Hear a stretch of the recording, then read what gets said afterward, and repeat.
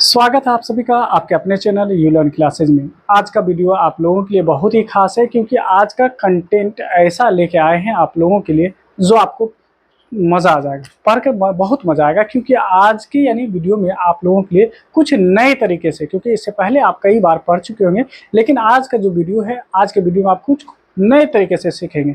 तो आज सीखेंगे क्या, तो बिहार बोर्ड के जो 10th क्लास के बच्चे हैं उनके लिए मैथ का जो पहला चैप्टर है जिसका नाम है वास्तविक संख्या यानी रियल नंबर, इनके यानी हम लोग क्या करने वाले हैं, इनके करने वाले हैं थ्योरी और PYQ। अब ये थ्योरी और PYQ क्या है आपको हम बताएंगे आज के वीडियो में। आप जानेंगे कि बहुत ऐसे सवाल जो 2026 में यानी इसी साल के फरवरी में जो आपके एग्जाम हुए हैं उसमें थ्योरी से रिलेटेड आपसे सवाल पूछा गया है। तो आइए, आज का छोटा सा वीडियो रहेगा, या थोड़ा लेंदी भी हो जाए तो आप शुरू से लेकर अंत तक जरूर देखेंगे। अभी आपसे हम ना तो लाइक की बात करेंगे ना सब्सक्राइब की बात करेंगे। जो आप वीडियो पूरा देख लेंगे तो आप खुद ब खुद वीडियो को लाइक भी करेंगे और चैनल को सब्सक्राइब भी करेंगे। तो चलिए वीडियो को शुरू करते हैं। और आज का वीडियो बहुत ही प्योर वीडियो रहेगा आप लोगों के लिए। तो हम लोग आज का पहला यानी थ्योरी जिसका नाम है, अच्छा पहले तो ये देख लेते हैं कि आज का टॉपिक क्या क्या है।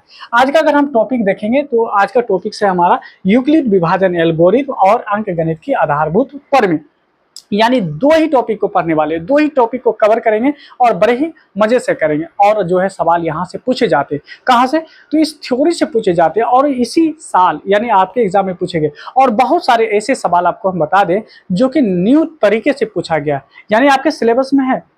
पता नहीं आपके टीचर आपको बताए हैं या नहीं बताए, लेकिन आज आप जरूर सीखेंगे। तो आइए हम लोग यानी आज के यानी पहले जो हमारा जो टॉपिक है उसका नाम है यूक्लिड विभाजन एल्गोरिथम। तो धीरे धीरे करके सीखेंगे कि यूक्लिड विभाजन प्रमेय क्या है, यूक्लिड विभाजन एल्गोरिथम क्या है, सारी चीज को देखेंगे। तो पहला अगर देखें यहाँ पे, तो पहला यानी हमारा जो सामने में दिखाई दे रहा होगा इसका नाम क्या है, इसका नाम है यानी यूक्लिड विभाजन प्रमेय। तो कहा गया कि दो धनात्मक पूर्णांक a और b दिए रहने पर ऐसी अद्वितीय पूर्ण संख्याएं q और r यानी विद्यमान का मतलब मौजूद यानी प्रेजेंट है कि a बराबर में bq प्लस में r, और r का वैल्यू बता दिया है कि r 0 के बराबर या r 0 से बड़ा होगा लेकिन b से छोटा होगा। अब बात आता है कि ये a और b है क्या, तो ए और बी क्या है इसके बारे में हम लोग समझने की प्रयास करते हैं। ठीक है, ए और बी के बारे में हम लोग थोड़ा सा जानने की कोशिश कर रहे हैं, ये क्या है, ध्यान दीजिएगा ए और बी के बारे में। तो यहाँ पे ए के बारे में क्या कहा गया कि ए कोई संख्या है, ए क्या है, कोई संख्या है, ए क्या है, कोई संख्या है। अगर आप देख पाएंगे ए क्या है, कोई संख्या है, इसके बारे में हम यहाँ पे आपको बता रहे हैं।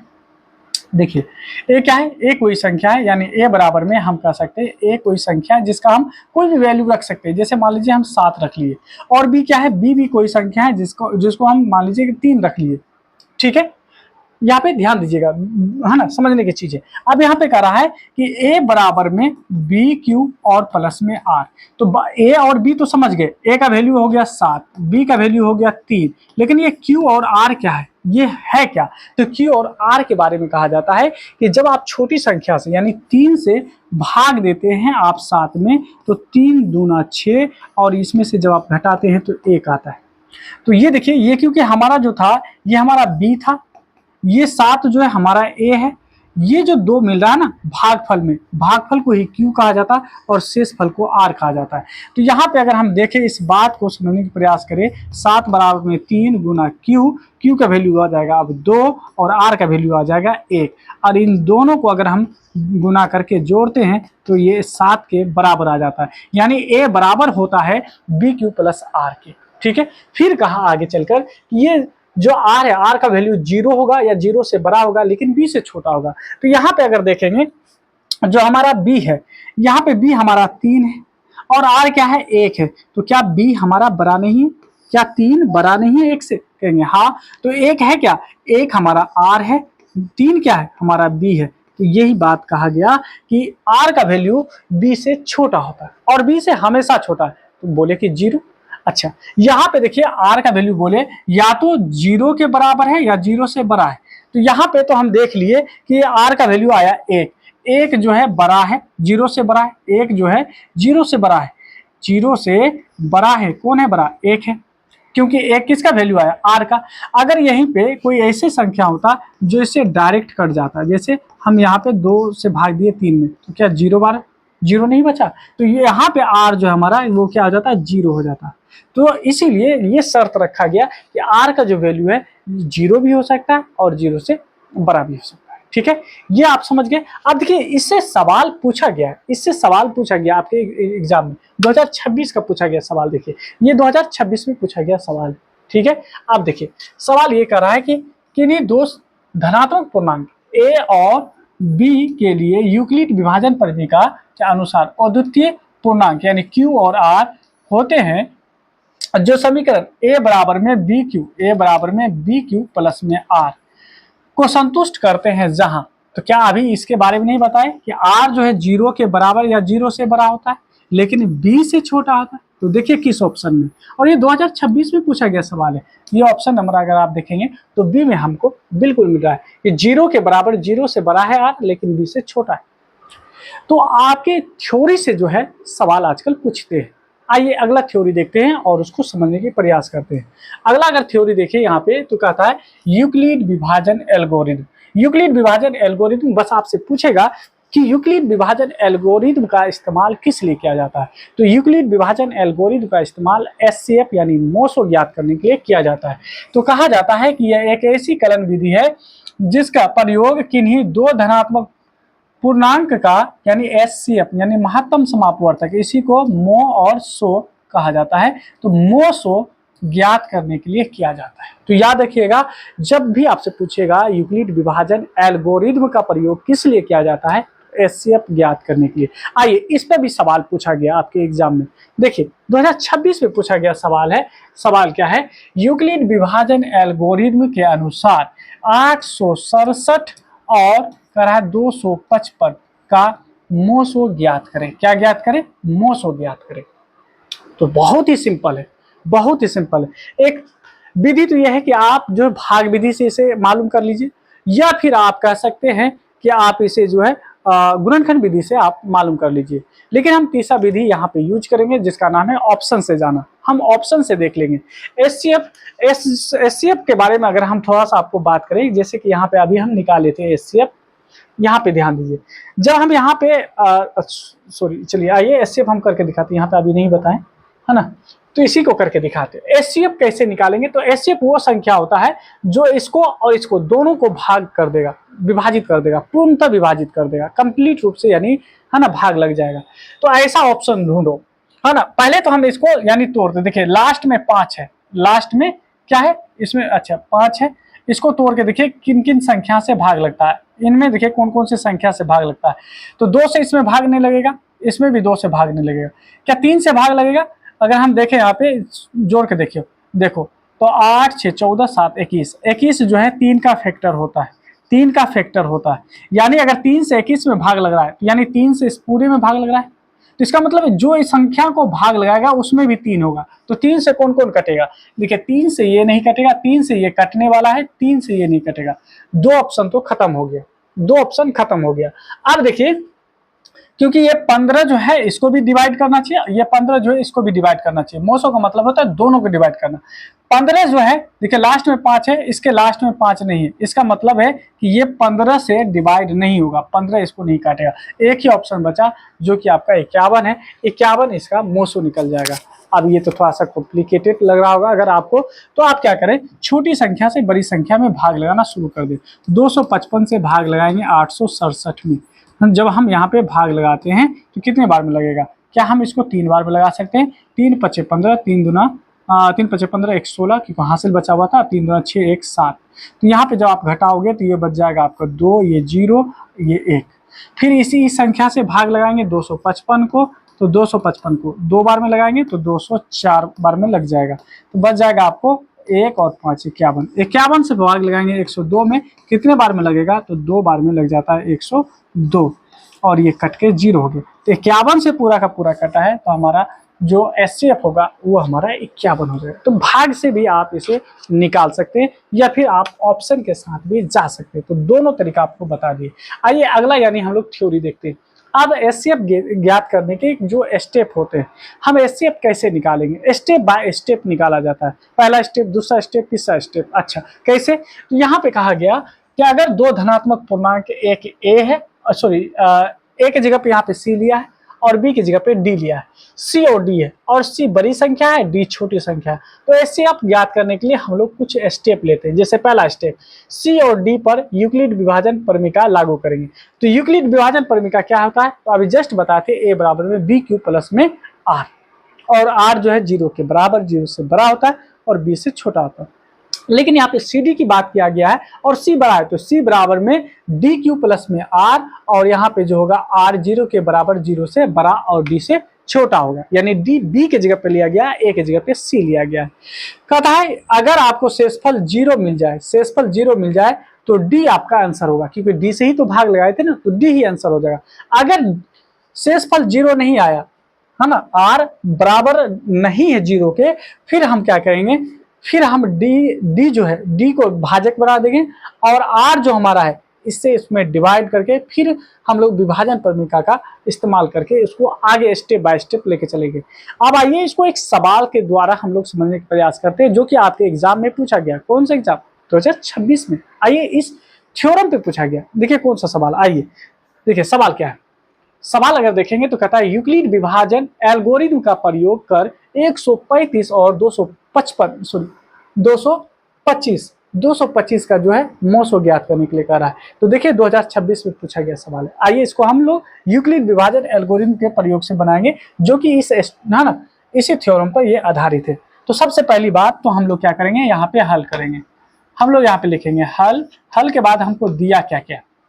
तो देखेंगे यहाँ पे मेरे सामने दे रखा है 135 और 225।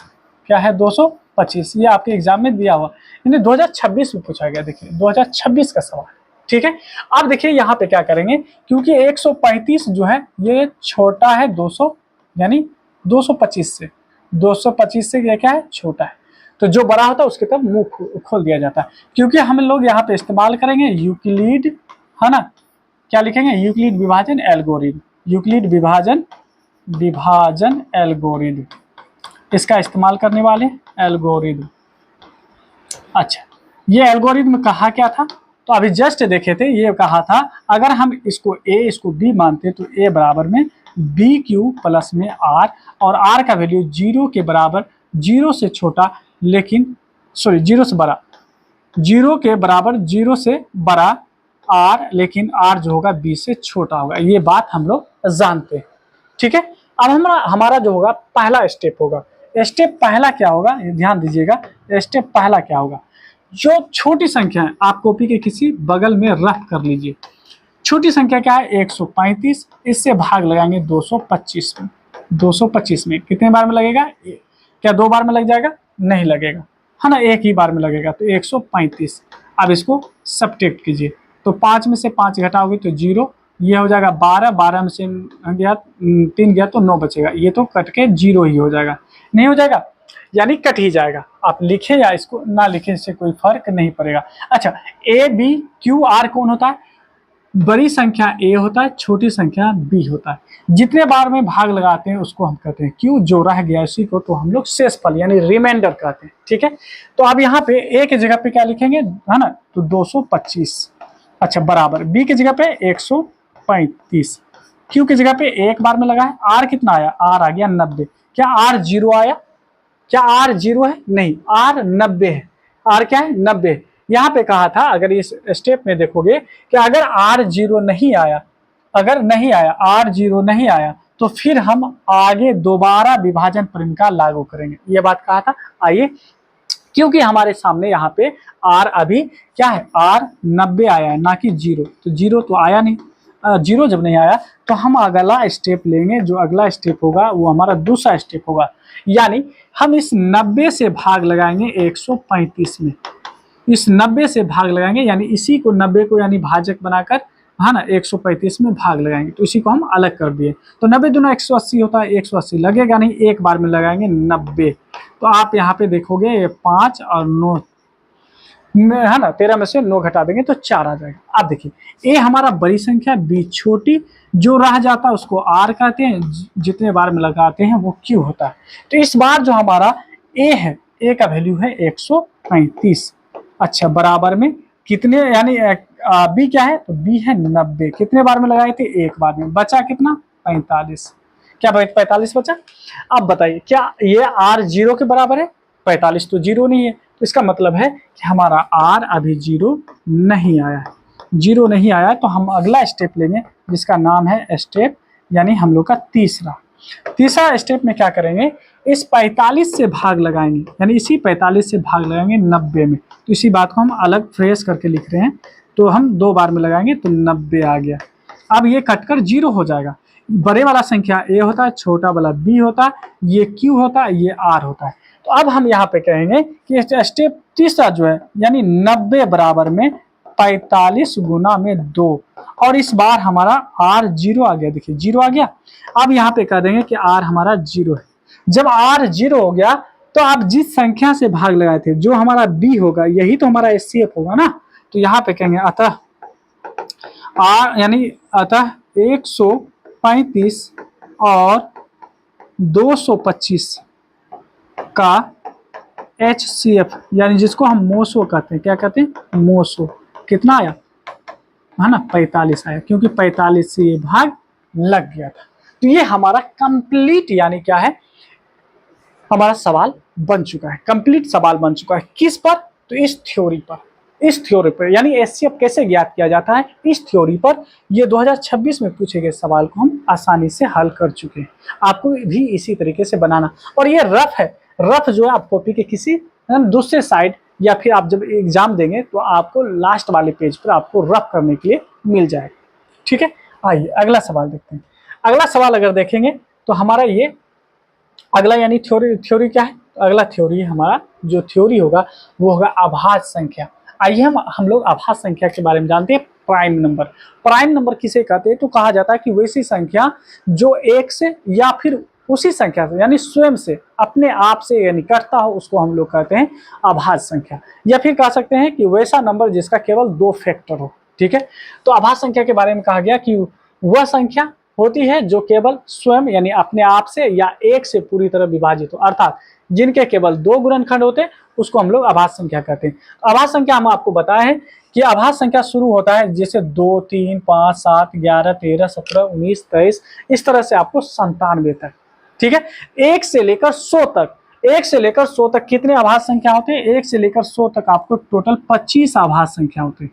क्या होता है, 25 आभाज्य संख्या होता है। अगर 1 से लेकर आपसे 50 तक पूछे कितने आभाज्य संख्या होते हैं तो वो 15 आभाज्य संख्या होते हैं। ठीक है, सबसे छोटी आभाज्य संख्या 2 होता है। सबसे छोटी सम आभाज्य संख्या क्या होता है, तो वो भी 2 होता है। आपको ये याद रखना, एक ना तो आभाज्य संख्या है और ना ही आपका भाज्य संख्या है। तो एक ना ही है ना आपका भाज्य संख्या है, ना ही अभाज्य संख्या, याद रखेंगे। सबसे छोटी सम आभाज्य संख्या 2 होता है। अगर ये पूछ दे कि कुल कितने समाभाज्य संख्या होता है तो एक ही होता है, क्योंकि 2 एकमात्र ऐसी संख्या है जो सम भी है और अभाज्य भी, याद रखना है। 3 अंकों की अगर आपसे पूछ ले सबसे छोटी आभाज्य संख्या तो 100 यानी 1 होगा, 101 होगा, ये आपको याद रखना है। आभाज्य संख्या क्या होता है ये पहले से भी जानते हैं, आराम से आप बना लोगे। अब देखिए आपके एग्जाम में पूछता कैसे, आपके एग्जाम में अलग तरीके से पूछेगा। आपसे पूछेगा कि 25 और 45, 25 और 45 के बीच कितने आभाज्य संख्या होते हैं। तो आपको देखना है कि 25 और 45, क्योंकि 25 यहाँ के आगे होगा और 45 के बीच कितनी यानी आभाज्य संख्या 45। ठीक है, तो देख लीजिए, गिन लीजिए, 1 2 3 4 5। ठीक है, या फिर ऑप्शन 4 ऑप्शन होगा, उस 4 ऑप्शन में कहीं पे एक उठा के इसमें से कोई एक दे देगा, तो आपको ढूंढना। इस तरह से आपके एग्जाम में यानी सवाल पूछे जाते हैं। आइए अगला यानी चीज को समझने के प्रयास करते हैं, भाज्य संख्या। अभी हम लोग आभाज्य संख्या देखे थे, अभी हम लोग क्या देखे थे, अभी हम लोग देखे थे आभाज्य संख्या। अब देखेंगे भाज्य संख्या किसे कहते हैं। तो भाज्य संख्या है ना वो संख्या जिसमें एक और खुद के अलावा दूसरे नंबर से भी भाग लगता है उसको हम लोग कहेंगे आभाज्य संख्या, यानी वैसी संख्या जिसका 2 से ज्यादा गुणनखंड हो, 2 से ज्यादा गुणनखंड। देखिए यानी वह संख्या जो है ना जो एक और स्वयं के अलावा किसी अन्य संख्या से भी विभाजित होता है यानी डिवाइड हो जाए, उसे हम लोग भाज्य संख्या कहेंगे। अर्थात वह संख्या जिसके 2 या 2 से अधिक यानी क्या होते हैं, फैक्टर होते हैं, गुणनखंड होते हैं। जैसे 4, 6, 8, 9। अब देखिए 4, 6, 8, 9 क्या है। 4 के बारे में अगर देखें तो 4 में 1 से भी भाग लगेगा, 2 से भी भाग लगेगा और यहाँ पे 4 से भी भाग लगेगा। लेकिन जब हम 3 के बारे में बात किए थे तो 1 से भाग लग रहा था और 3 से लग रहा था, इनके अलावा और किसी से नहीं लग रहा था। तो जिनके 2 गुणनखंड होते हैं उसको अभाज्य संख्या कहते हैं, उसी को हम लोग अभाज्य संख्या कहते हैं। और जिसमें 2 से ज्यादा गुणनखंड होते हैं उसी को हम लोग भाज्य संख्या कहते हैं। इसको क्या कहते हैं? भाज्य संख्या कहते हैं। तो याद रखिएगा 2 से ज्यादा, इसमें से कोई भी संख्या उठा लीजिए 2 से ज्यादा नंबर से भाग लगेगा। जैसे 15 ही ले लिए, 15 में 1 से भाग लगेगा, 3 से भाग लगेगा, 5 से भाग लगेगा और खुद 15 से भाग लगेगा। देखिए 1 2 3 4 नंबर से यानी भाग लग रहा है। लेकिन हम कहते हैं यहाँ पे कि बोलिए यहाँ पे कि 19 में कौन कौन से नंबर से भाग लगेगा? 1 से लगेगा या फिर 19 से ही लगेगा। तो जिनके केवल 2 गुणनखंड होंगे उसको अभाज्य संख्या, जिनके 2 से ज्यादा गुणनखंड होंगे उसको भाज्य संख्या। अब आपसे पूछा जाता है सबसे छोटी भाज्य संख्या क्या होता है? तो सबसे छोटी भाज्य संख्या आपका 4 होगा। आपसे पूछ देगा सबसे छोटी विषम भाज्य संख्या क्या होगा? तो 9 होगा। ये विषम भी है और भाज्य संख्या भी है। तो सबसे छोटी यानी भाज्य संख्या जो होता है सबसे छोटी वो 4 होता है, और 9 जो होता है सबसे छोटी विषम हम जो आपका जो है भाज्य संख्या है। और फिर कहा गया यहाँ पे कि संख्या 1 ना तो भाज्य है ना अभाज्य, ये हम आपको पहले भी बता चुके थे। पहचानने का तरीका क्या है? जो अभाज्य संख्या होगा, जो अभाज्य संख्या होगा उसको छोड़ दीजिए, बाकी बात जितने भी संख्या सब के सब भाज्य संख्या कहलाएगी। आइए आगे हम लोग बढ़ते हैं, अगले सवाल को देखते हैं। अगला है अंक गणित की आधारभूत प्रमेय। क्योंकि अभी हम आपको बताए थे आज का 2 टॉपिक है। पहला टॉपिक हम लोग क्लियर कर चुके हैं, यूक्लिड विभाजन एल्गोरिथ्म। अब हम लोग का दूसरा टॉपिक है जिसका नाम है अंक गणित की आधारभूत प्रमेय। अंक गणित की आधारभूत प्रमेय है, हम लोग इसको देखने वाले हैं। ठीक है, आइए अंकगणित की आधारभूत प्रमेय क्या कहता है इसके बारे में समझते हैं। तो कहा गया कि प्रत्येक भाज्य संख्या को अभाज्य संख्या के एक गुणनफल के रूप में व्यक्त किया जा सकता है। अब कैसे किया जा सकता है? जैसे अभी आपको बोले कि ये हमारे पास है 6। 6 क्या है? भाज्य संख्या है। 6 क्या है? भाज्य संख्या है। अब 6 भाज्य संख्या क्यों है? क्योंकि 6 में जो है 1 से भी भाग लगेगा। अगर 6 के बारे में बताएं, 6 में 1 से भी भाग लगेगा, 2 से भाग लगेगा, 3 से भाग लगेगा और खुद ब खुद 6 से भी भाग लगेगा। इसीलिए इसको कहते हैं भाज्य संख्या। क्यों? क्योंकि इसमें 2 से ज्यादा गुणनखंड है, इसीलिए।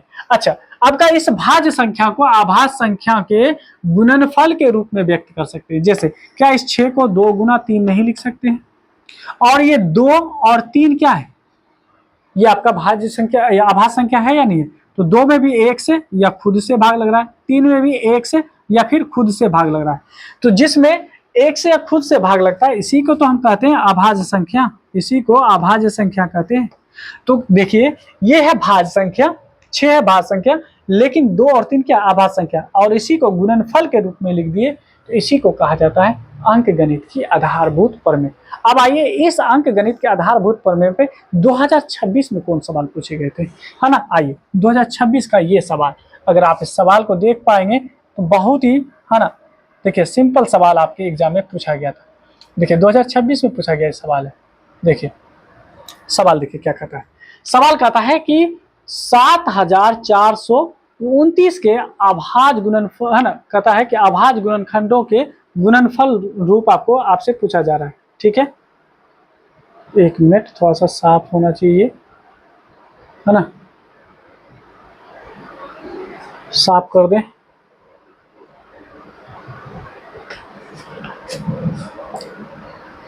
फिलहाल आपको दिख रहा होगा, ठीक है, आपको दिख रहा होगा, दिखना चाहिए।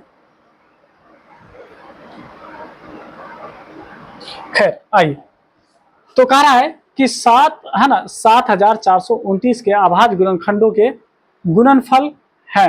तो बताइए 4 ऑप्शन में से कौन कौन से ऑप्शन आपको दिखाई दे रहे हैं, है ना? कौन कौन से ऑप्शन आपको दिखाई दे रहे हैं, कौन सा ऑप्शन आपका सही होगा? तो सबसे पहला क्या करना है कि ये जो 7429 है इसको हम लोग अभाज्य गुणनखंड के रूप में देखेंगे। ठीक है, इसको क्या करोगे, जब हम इसमें डिवाइड करेंगे तो देखिए ना तो 2 से लगने वाला है, 3 से अगर लगाएंगे तो इसको जोड़ेंगे, 7 4 11 2 11 2 13 और 13 9 हो जाएगा, आपको 13 9 हो जाएगा 22। 3 के टेबल में 22 नहीं आता है, 3 से नहीं लगेगा, 4 से नहीं लगेगा, 5 लास्ट में 5 से नहीं लगेगा, 6 से, जो 2 और 3 से नहीं लगा तो 6 से भी नहीं लगेगा। क्या 7 से लगेगा? 7 इकाई 7 6 42, फिर 9 बच जाएगा, तो वो भी नहीं लगने वाला है। 8 से लग नहीं सकता क्योंकि 4 से और 2 से नहीं लगा, है ना। 10 से नहीं लगेगा क्योंकि 5 से नहीं लगा, तो 11 से लग सकता है। क्या 11 6 के 66, है ना।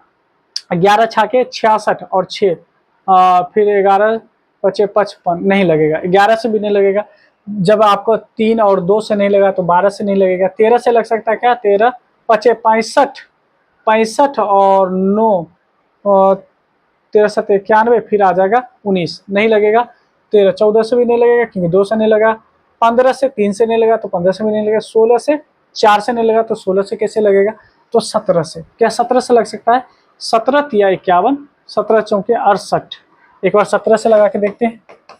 तो 17 से जब हम लगाएंगे तो कितने बार में लगेगा, 17 चौके 68, ये बच जाएगा आपको 6, ये कट जाएगा आएगा 2, 17 तिया 51, 17 तिया 51, ये बच जाएगा 1, ये 1, 17 सते नहीं 7, 17 सते 7 बार में लग जाएगा, यानी ये लग जाएगा कितने बार में, 17 से लगाएंगे तो 437 बार में लग जाएगा। ठीक है, तो 17 किस ऑप्शन में, 2 ऑप्शन में, यानी ऑप्शन तो इसमें भी 17 है, इसमें नहीं।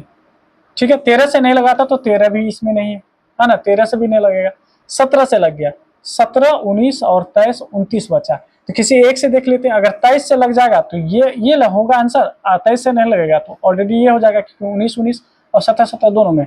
तो हम 437 में भाग लगाएंगे, 437 में भाग लगाएंगे 23 से लगाते हैं, 23 दूना 46 होता है, तो 23 इकाई 23, ये बच जाएगा आपको इतना, है ना। 3 में से 3 गया तो 0 और 4 में से 2 गया तो 2, कितने बार में लगेगा, तो 3 नमा 27, क्या 9 बार में लग जाएगा, 3 नमा 27 का 7 हासिल 2, 9 दूना 18 2, है ना। तो इसका मतलब 23 से लग रहा है, तो यहाँ पे जैसे आप 23 से लगाओगे तो यहाँ पे हो जाएगा 19। तो आप देखो 7 4 2 9 को हम किस रूप में लिख सकते हैं, है ना, 17 गुना 19 गुना 23। देखिए किस ऑप्शन में, जो ऑप्शन होगा ये आपका सही हो जाएगा। ठीक है, ये आपका सही हो गया। तो देखिए ये अंक गणित के आधारभूत प्रमेय पर यानी ये सवाल पूछा गया था। आइए अगला यानी हम लोग टॉपिक को देखते हैं, अगला यानी हमारा थ्योरी क्या है। तो अगला थ्योरी हमारा जो है, ध्यान देंगे यहाँ पे क्या दे रखा है।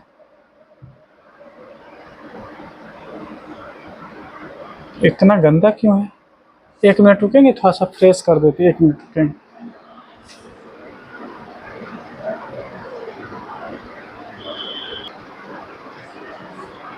आइए अब देखिए, अगर यहाँ पे देखेंगे अगला थ्योरी हम लोग का क्या है, तो अगला थ्योरी है कि अभाज्य गुणनखंड यानी प्राइम फैक्टराइजेशन के बारे में, तथा सामान्य रूप से किसी भी भाज्य संख्या x का गुणनखंड इस प्रकार हो सकता है, यानी x बराबर में यहाँ पे बताया गया कि x बराबर में p1 पे पावर a, फिर कहा गया p यानी यहाँ पे गुणनखंड के रूप में है तो आप गुना भी कर सकते हैं, p2 पे पावर जो है b, और यहाँ पे गुना में p3 पे पावर c, इस तरह से आप देख सकते हैं। मतलब ये है क्या, ये क्या कहना चाह रहा है, कह रहा है कि कोई आप जो है पहले भाज्य संख्या लीजिए, भाज्य संख्या लीजिए। जैसे हम यहाँ पे आपको बताते हैं कि हम यहाँ पे कोई संख्या लेने वाले है ना, एक एग्जाम्पल के तौर पे हम यहाँ 24 लेने वाले, क्या लेने वाले 24। क्या हम 24 को लिख सकते हैं 2 दूना 4, 4 दूना 8 और 8 तिया 24, क्या लिख सकते हैं। अब यहाँ पे ये कहा गया क्योंकि ये 2 3 बार है तो 2 पे पावर 3 और गुना 3, 3 पे पावर कुछ नहीं तो हम 1 दिखा सकते हैं। तो ये कहा गया कि किसी भी भाज्य संख्या को x यानी गुणनखंड, है ना, गुणनखंड के रूप में इस प्रकार लिख सकते हैं। ठीक है, क्या कर सकते हैं, इस प्रकार लिख सकते हैं, और पहला वाला से दूसरा वाला बड़ा होगा, उससे बड़ा फिर ये है ना तीसरा वाला होगा, क्योंकि 2 2 के बाद 3, और इससे बड़ा कोई होता, अगर मान लीजिए 5 आता तो पहले 5, इसके बाद 5 आता, अगर 7 होता तो फिर 7 लिखते। समझ पा रहे हैं। तो किसी भी आभाज्य संख्या को उसको भाज्य संख्या को आभाज्य संख्या के गुणनखंड के पावर के रूप में लिख सकते हैं। अब देखिए इस थ्योरी पर अभाज्य गुणनखंड प्राइम फैक्टराइजेशन पर एक सवाल पूछा गया, कब, 2026 में। आइए उस सवाल को देखते हैं। देखिए सवाल आपके सामने कहता है 625 के अभाज्य गुणनखंड में 5 का घातांक क्या है। तो सबसे पहली बात तो आप क्या करेंगे, 625 है, 625 का अभाज्य गुणनखंड निकालेंगे। तो 625 में अगर आप 5 से भाग लगाते हैं तो 5 इकाई 5 बच जाएगा 1, तो 5 गुना 10 बचेगा 2, 5 गुना 5 25, फिर 5 से भाग लगाएंगे तो 5 गुना 10 बच जाएगा 2, तो 25 हो जाएगा, 5 गुना 5 25, फिर अगर हम 5 से लगाते हैं तो 5 है ना, 5 गुना 5 25, फिर लगाते हैं 5 से तो 5 इकाई 5, यानी इस 6 625 को आप क्या लिख सकते हैं, 4 टाइम्स यानी 5 लिख सकते हैं, यानी 4 बार 5 आ गया। तो ये जो 625 है, क्या 5 पे पावर 4 नहीं होगा? 5 पे पावर 4 नहीं होगा क्योंकि 4 पर आया है। और आपसे पूछा है 5 का घातांक यानी इस पे पावर कितना है, तो 4 है। हमारा ऑप्शन नंबर यानी सी हो जाएगा। अगर आपसे ये कहता है कि है ना गुणनखंड के रूप में आपको लिखना है, तो फिर हमारा ऐसे होता, 5 पे पावर 4 होता। तो देख रहे हैं किस तरह से आपके जो एग्जाम है, आपके एग्जाम में सवाल थ्योरी से कैसे बन रहा है, थ्योरी पर ही बेस यानी आपके सवाल पूछे जा रहे हैं। आइए अगला थ्योरी देखते हैं, बहुत ही बढ़िया सवाल यानी थ्योरी। आइए, एचसीएफ और एलसीएम निकालने का तरीका। अच्छा, सबसे पहली बात तो यहाँ पे ये कहा गया कि जब दो संख्या है ना संख्या और मोसो दी गई हो, या फिर देखिए जब दो संख्या और मोसो दी गई हो, इसका मतलब है कि कोई संख्या 2 है और 3 है, इसका मोसो मान लीजिए दो संख्या, मान लीजिए कि ए का वैल्यू 2 दे दिया, बी का वैल्यू जो है आपको मान लीजिए 3 दे दिया, और जो है मोसो बोले तो एचसीएफ, मोसो आपको कितना दे रखा है, मोसो आपको मान लीजिए 1 दे रखा है। तब आपसे क्या पूछेगा, तब यहाँ पे आपसे लोसो पूछेगा कि लोसो का वैल्यू क्या होगा, लोसो बराबर में व्हाट।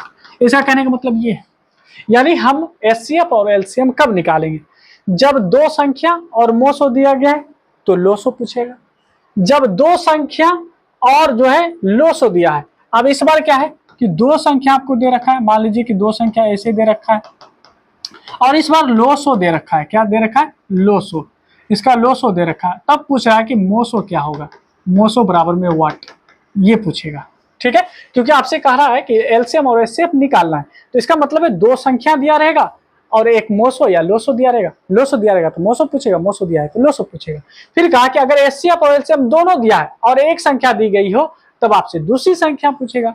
यही तो आपसे पूछा जाता है। कहता है दो संख्याओं का गुणनफल उन दोनों संख्याओं के मोसो और लोसो के है ना बराबर होता है, अर्थात ए गुना बी यानी एलसीएम गुना एचसीएफ के बराबर होता है।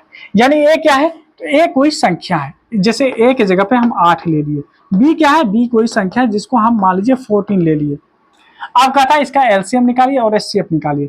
तो क्या हम 8 को क्या हम ऐसे कह सकते हैं 2 दूना 4 और 4 दूना 8 कह सकते हैं, बिल्कुल।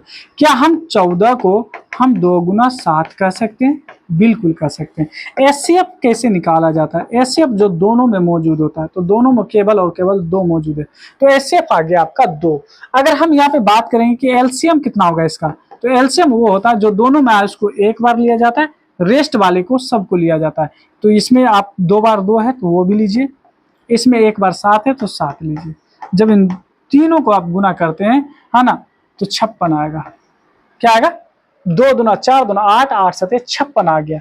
अब ये कहा गया कि ए गुना बी कीजिए, ठीक है, ए गुना बी, ए गुना बी करेंगे और ये बराबर होगा एलसीएम गुना एचसीएफ के, एलसीएम गुना एचसीएफ के। तो ए की जगह पे क्या है, ए की जगह पे हम 8 लिए तो 8 रखिए, बी की जगह पे क्या है 14 है तो 14 लिए, ठीक है। उसके बाद एलसीएम कितना आया है 56 और एचसीएफ कितना आया था, तो एचसीएफ आया है 2, यहाँ पे देख पाएंगे है ना, एचसीएफ आपका 2 है।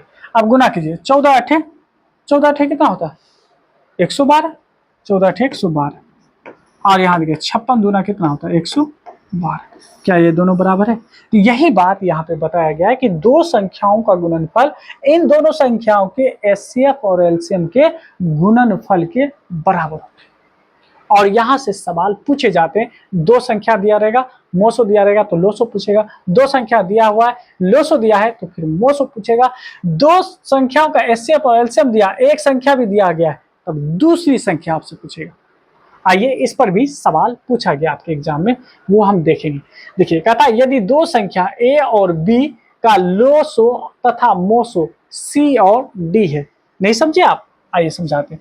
दो संख्या ए और बी का, तो दो संख्या, पहला संख्या देखिए, जैसे हम यहाँ पे पहला संख्या बोले थे, तो पहला संख्या जो है यहाँ पे पहला संख्या जो आपको दिया हुआ है वो दिया है यानी ए, दूसरा जो संख्या है दूसरा संख्या दिया हुआ है बी। अब एलसीएम जो है यानी लोसो कितना दे रखा है आपको, लोसो दे रखा है आपको सी, ठीक है। मोसो कितना दे रखा है आपको, तो मोसो दे रखा है आपको डी। अब कह रहा है कि इसमें क्या संबंध है, तो अभी जस्ट बताए थे ना कि पहली संख्या और दूसरी संख्या का गुणनफल इन दोनों संख्याओं के लोसो और मोसो के बराबर होता है। तो लोसो को एलसीएम कहते हैं, मोसो को एचसीएफ कहते हैं। तो देखिए पहली संख्या की जगह पे ए ही दे रखा है, दूसरी संख्या की जगह पे बी ही दे रखा है, एलसीएम की जगह पे लोसो की जगह पे सी दे रखा है ना, एचसीएफ की जगह पे डी, एचसीएफ का मतलब मोसो यानी डी दे रखा है। तो देखिए किस ऑप्शन में आपको ए गुना बी बराबर में सी गुना डी है। तो ए गुना बी बराबर में सी गुना डी अगर आप देखेंगे तो एक ही ऑप्शन है, वो ऑप्शन नंबर सी है। क्या है वो? ऑप्शन नंबर सी है। तो देखिए किस प्रकार से एक थ्योरी से जो है सवाल आपके एग्जाम में पूछा जा रहा है।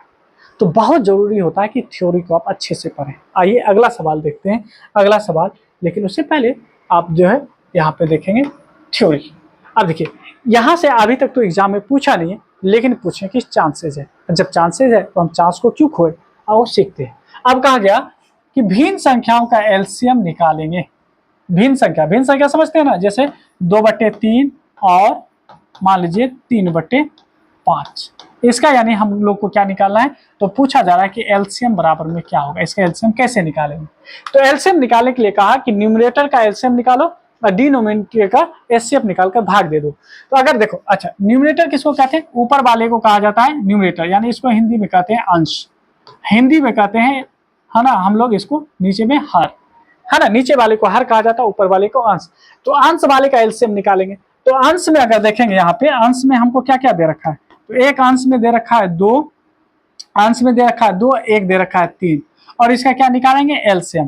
तो अगर हम 2, 3 का एलसीएम निकालें, एलसीएम अगर 2, 3 का निकालेंगे तो ये निकलेगा 2 गुना 6 करने पे, क्योंकि इसमें कोई कॉमन फैक्टर नहीं है तो 6 आ जाएगा। फिर कहा हर का क्या निकालेंगे, हर का निकालेंगे हम लोग एचसीएफ। तो एचसीएफ निकालेंगे, हर में है क्या 3 और 5, तो 3 और 5, अगर हम यहाँ पे 3 और 5 देख रहे हैं तो 3 और 5 का एचसीएफ निकालेंगे तो एचसीएफ कितना आएगा, इसका एचसीएफ 1 ही आएगा। कैसे? अगर आप 3 से भाग देते हैं 5 में तो एक बार में लगेगा, है ना, एक बार में लगेगा 3, एक बार में लगेगा 3, बचेगा 2, फिर 2 से भाग लगाएंगे 3 में, एक बार में लगेगा, बचेगा 1, 1 से भाग लगाएंगे 2 में, तो कितने बार में लगेगा, 2 बार में। तो यानी जिस संख्या से कट जाता है वो हमारा एचसीएफ होता है। अब देखिए अंश का हम लोग क्या निकाल लिए, यानी न्यूमरेटर का मतलब अंश, अंश का निकालेंगे एलसीएम, तो अंश का हम एलसीएम निकालिए। हर कहते नीचे वाले को, इसका क्या निकाले एचसीएफ। अब इससे भाग दे देंगे। जैसे अब एलसीएम हमको निकालना है फ्रैक्शन का, इन दोनों संख्याओं का एलसीएम जैसे निकालेंगे तो आप क्या करेंगे, एचसीएफ में सॉरी एलसीएम में भाग देंगे एचसीएफ से। तो एलसीएम हमारा कितना निकला था, एलसीएम निकला था 6 भागा एचसीएफ, एचसीएफ कितना निकला था 1। जब हम भाग देंगे तो हमारा आंसर आ गया 6। तो यानी कहने का मतलब 2/3 और 3/5 का एलसीएम कितना होगा, तो 6 होगा। तो फ्रैक्शन पे भी आपसे एग्जाम में पूछे तो आप आसानी से बता सकते हैं। बाकी बात बहुत सारी यानी अलग अलग बोर्ड में यानी पूछा गया है, तो दूसरा वीडियो जब लाएंगे तो उसमें आपको आसानी से और समझाएंगे कि कौन कौन से सवाल पूछे गए। आइए फिर अगर आप एचसीएफ पूछेगा तो यहाँ पे एचसीएफ जब पूछेगा तो याद रखिएगा कि एचसीएफ निकालेंगे तो ऊपर में एचसीएफ नीचे में एलसीएम होगा। जैसे यहाँ पे देखे थे कि एलसीएम जब निकाले थे तो अगर एलसीएम पूछेगा तो ऊपर में एलसीएम नीचे में एचसीएफ, जब एचसीएफ पूछेगा तो एचसीएफ ऊपर में भी एचसीएफ नीचे में एलसीएम रहेगा। तो आइए इस सवाल को भी हम लोग समझने की प्रयास करते हैं। जैसे मान लीजिए कि कोई भिन्न संख्या हमसे दिया मुझे, है ना, 7/2 और 3 मान लीजिए यहाँ पे दे रखा है आपको 9, नहीं 9 तो कट जाएगा, मान लीजिए यहाँ पे 2 ही दे रखा है, 2 ही दे रखा है, ठीक है। अब कह रहा है इसका एचसीएफ निकालने के लिए, तो एचसीएफ निकालने से पहले हमको पहले निकालना पड़ेगा एचसीएफ। एचसीएफ किसका निकालना पड़ेगा, तो एचसीएफ निकालना पड़ेगा हमको ऊपर वाले का, ऊपर वाले को कहते हैं अंश। तो ऊपर में क्या है, ऊपर में दे रखा है आपको 7 और 3, तो इन दोनों का एचसीएफ क्या होगा, इन दोनों का एचसीएफ, क्योंकि दोनों में कुछ कॉमन नहीं है तो 1 आएगा। फिर इन दोनों का एलसीएम निकालना पड़ेगा, एलसीएम किसका, नीचे वाले का, 2 और 2, इन दोनों का जब एलसीएम निकालें तो एलसीएम इन दोनों का केवल और केवल 2 ही आएगा। क्यों, क्योंकि हम जानते हैं कि दोनों में यानी 2 और 2 है, 2 संख्या, तो 2 को हम क्या लिख सकते हैं, 2, इन 2 को भी लिख सकते हैं 2, जो दोनों में आता है एलसीएम में उसे एक बार ही लिया जाता है। तो यानी यहाँ पे हमारा एलसीएम 2 हो गया। जब आप आपसे एचसीएफ पूछेगा कि इस फ्रैक्शन का एचसीएफ ऑफ किसका एचसीएफ पूछ रहा है, तो 7/2 और यहाँ पे 3/2 का, तो इसका क्या होगा, तो एचसीएफ कितना निकला था, 1 ऊपर में रखेंगे 1, नीचे में रखेंगे एलसीएम कितना है 2। तो याद रखिएगा कि 7/2 और 3/2 का अगर एचसीएफ पूछे आपसे तो यहाँ पे निकल कर आया है 1/2। ऐसे यानी सवाल यानी जो है कहने का मतलब सूत्र पे ऐसे फॉर्मूले पे सवाल पूछने के चांसेस है ना। अगर आ जाए तो आप आसानी से बना लेंगे। आइए अगला सवाल देखते हैं। अगर आगे देखेंगे तो फिर कहता है एचसीएफ और एलसीएम निकालने के कुछ स्पेशल यानी फॉर्मूले होते हैं। तो स्पेशल फॉर्मूला क्या होता है, इस स्पेशल फॉर्मूले को समझने का प्रयास करते हैं। कहा कि अलग अलग अगर शेषफल वाला कोई संख्या होता है उसका एचसीएफ निकालना है, उसमें पूछेगा सबसे बड़ी संख्या ज्ञात करने के लिए। यानी वो सबसे बड़ी संख्या क्या होगा, जो एक्स वाई जेड को अगर भाग देंगे तो विभाजित करने पर आपको जो है पी क्यू आर यानी शेषफल छोड़ता है। मतलब अगर हम मान लीजिए यहाँ पे एक संख्या को हम छोड़ दें, अभी हम 2 ही संख्या पे आपको सिखा रहे हैं है ना, 2 ही संख्या पे सिखा रहे हैं। मान लीजिए ये है 15 और ये है मान लीजिए 12। वो कौन सा बड़ी संख्या होगा जो 15 और 12 को भाग देने पर शेष फल में आपको 5 और शेष फल में आपको जो है 2 छोड़ता है। तो सबसे पहला काम क्या करेंगे, 15 में से 5 घटा लेंगे। तो जैसे ये करा x माइनस पी, यानी x की जगह पर 15 है तो 15 में से p की जगह पे 5 है तो 5 घटा लीजिए। फिर कहा कि y की जगह पे 12 है और वहां देखेंगे q की जगह पे 2 है तो 2 घटा लीजिए। तो अब हमारे सामने 2 संख्या मिला 10 और ये भी आपका 10 है, और इन दोनों का एचसीएफ निकालेंगे। तो एचसीएफ कैसे निकाला जाता है, तो 10 को कैसे लिखेंगे 2 गुना 5, इस 10 को भी कैसे लिखेंगे है ना, तो इस 10 को भी कैसे लिखेंगे, तो इस 10 को भी लिखेंगे 2 गुना 5। ठीक है। अब एचसीएफ होता है जो दोनों में मिले, तो दोनों में ये 2 भी मिल रहा है और दोनों में ये 5 भी मिल रहा है, तो यानी एचसीएफ हमारा 10 आ गया। यानी 10 वो बड़ी संख्या है जो इस 10 से 15 में भाग देंगे तो 5 बचेगा, और इसी 10 से भाग देंगे 12 में तो आपको क्या बचेगा, 2 बचेगा। तो इस पे भी सवाल आने की संभावना है, तो आपको इस पे भी पूछेगा। लेकिन पूछा है संभावना, तो ये तो आपको संभावना बोले लेकिन पूछा है, लेकिन इस फॉर्मूले पे नहीं, इस फॉर्मूले पे देखिए कौन सा फॉर्मूला, देखिए इस फॉर्मूले पे पूछा है। कहता है समान शेषफल वाला वो सबसे बड़ी संख्या ज्ञात करें जो विभाजित करने पर आपको जो है शेषफल समान छोड़ता है। समान का मतलब एक ही जैसा यानी शेषफल छोड़ेगा। 245 में से आपको 5 घटाना पड़ेगा तो बच जाएगा 240। फिर 1037 में से 5 घटाना पड़ेगा, बच जाएगा 1000 है ना, यहाँ पे 32। अब इन दोनों का एचसीएफ निकाल लीजिए।